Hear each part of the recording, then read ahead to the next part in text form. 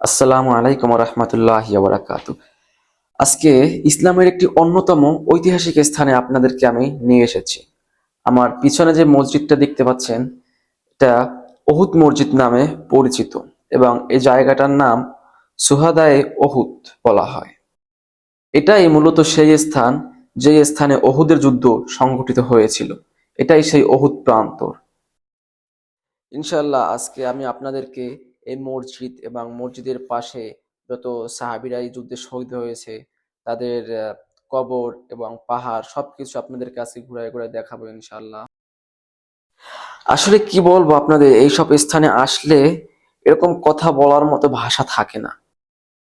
এই যুদ্ধটা মূলত হয়েছিল মদিনার মুসলমানদের সাথে এবং মক্কায় অবস্থানরত কাফেরদের সাথে যুদ্ধটা সংগঠিত হয়েছিল। আমি বর্তমানে দাঁড়িয়ে আছি মসজিদের সামনের অংশে এবং এই সামনের অংশে দেখতে পাচ্ছেন ছোট ছোট কিছু দোকান রয়েছে। এই দোকানগুলো নতুন হয়েছে, আগে ছিল না। এখানে হাজিরা ঘুরতে আসলে তাদের কিছু কেনাকাটার জন্য যাবতীয় জিনিস এখানে পাওয়া যায়।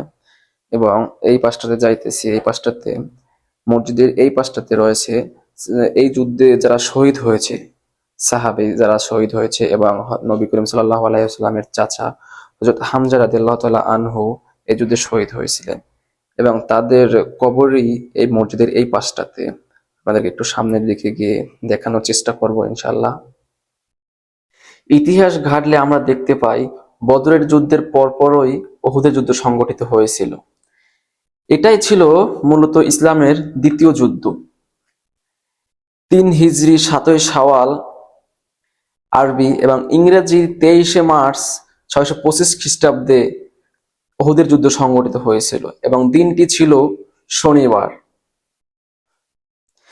এখানে হাজীদের জন্য এই কবরের পাশে উপরে সাইনবোর্ডে বিভিন্ন ভাষায় নিয়ম কানুন এবং বিস্তারিত সম্পর্কে লেখা আছে। বাংলা, ইংরেজি, আরবি, উর্দু, ফার্সি সহ হিন্দি সহ সকল ভাষা এখানে লেখা আছে নিয়ম কানুন এবং ইতিহাস সম্পর্কে। হাজীরা আসলে এখান থেকে বিস্তারিত পড়ে বুঝে জানতে পারবে।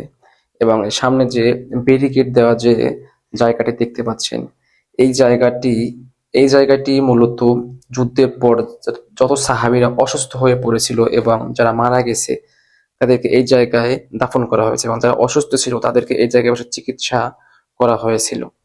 এবং মহানবী হযরত মুহাম্মদ সাল্লাল্লাহু আলাইহি ওয়াসাল্লামের দাঁত মোবারকও শহীদ হয় এই যুদ্ধে।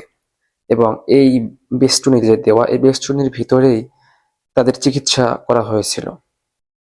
এবং ভিতরের কবরগুলো আলাদা আলাদা করার কোনো উপায় নেই, শুধু এক একটি পাথর দেয়া আছে।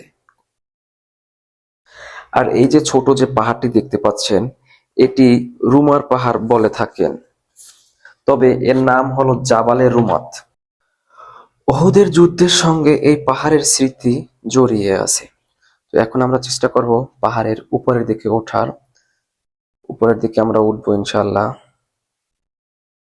আসলে আমরা তো এখন এসি গাড়ি, এসি বাড়ির ভিতরে চলাফেরা করি এবং ভালো জুতা পায়ে দিয়ে তারপরে চলাফেরা করি।